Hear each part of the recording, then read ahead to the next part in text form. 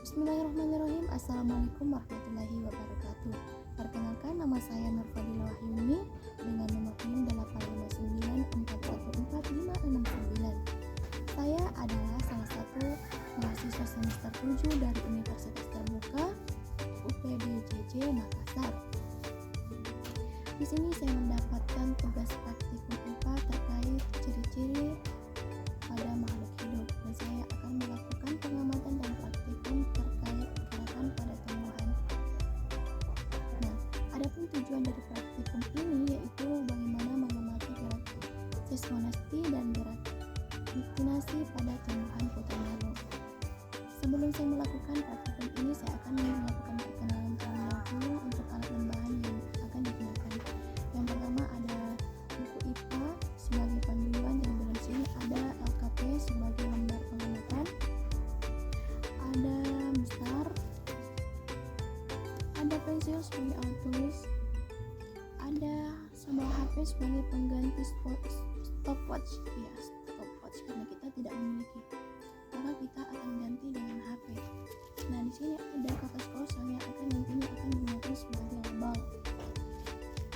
Nah, selain itu di sini sudah ada tumbuhan putermalu yang sudah kita tanam beberapa hari yang lalu, dan ada cangkul yang tadinya dipakai untuk menggali putermalu yang kemudian dipindahkan ke dalam pot. Nah, dan ada satu kardus bekas yang akan dijadikan wadah penutup. Di depan saya ini sudah ada putermalu, sudah ada stopwatch, dan kita akan melakukan pengamatan bagaimana jika putermalu ini kita lakukan sebanyak 3 macam sentuhan. Nah, yang sentuhan yang pertama yaitu sentuhan halus. Kita coba lihat seberapa lama waktu yang digunakan untuk mengetuk daunnya. Oke, baik. Yang pertama kita melakukan sentuhan halus. 1, 2, 3.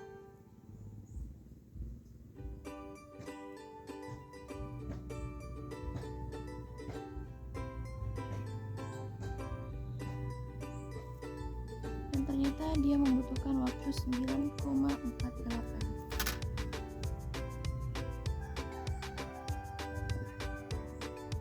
Baik, sentuhan yang kedua yaitu sentuhan sedang. Kita mulai timernya lagi. 1, 2, 3.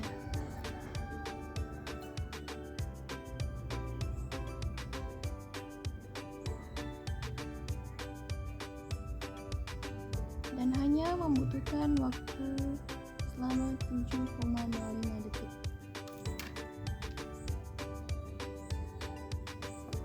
Nah, yang terakhir kita melakukan percobaan untuk sentuhan kasar. Kita atur ulang timernya dan kita coba untuk sentuh kembali. 1, 2, 3.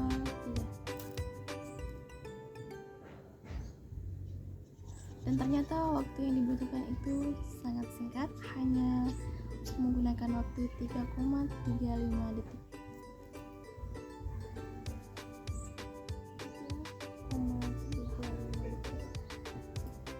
Nah, itulah tadi hasil percobaan pada putermalu. Bagaimana reaksi sentuhan kepada putermalu ini yang terdiri dari 3 percobaan sentuhan, yaitu sentuhan halus, sentuhan sedang, dan sentuhan kasar. Praktikum kali ini adalah bagaimana kita mengamati gerakan diktinasi yang terjadi pada tumbuhan putermalu. Nah, di sini saya sudah memiliki 2 pot putermalu dan memiliki 1 dos bekas yang akan saya gunakan sebagai penutup. Ada 2 label, yaitu label A dan B. Sebagaimana label A ini saya akan simpan pada pot pertama, dan label kedua saya akan simpan pada pot kedua, yang dimana saya akan menutupinya memakai dos, dan hasilnya kita akan lihat selama 30 menit ke depan, seperti itu.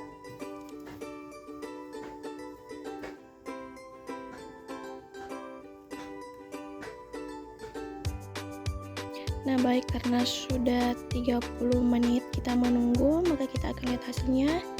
Adapun seperti ini. Pot putri malu yang tidak ditutup, dia terlihat tetap segar dan tiada daun yang menutup. Dan untuk yang kita tutup dos ini, coba kita lihat bagaimana setelah 30 menit. Nah, seperti ini. Ini adalah putri malu yang berada pada kegelapan karena tadi ditutup dos, maka hasilnya seperti ini. Dia layu dan hampir keseluruhan atau memang bahkan keseluruhan daunnya menutup.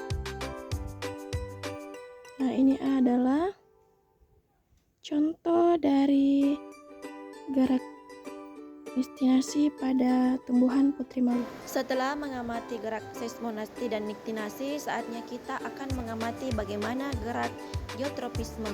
Nah, di sini sudah ada alat dan bahan, yaitu dua pot tanah gembur dan juga ada kacang merah. Dan kita akan mengamati bagaimana pertumbuhan dan perkembangan pada kacang merah ini.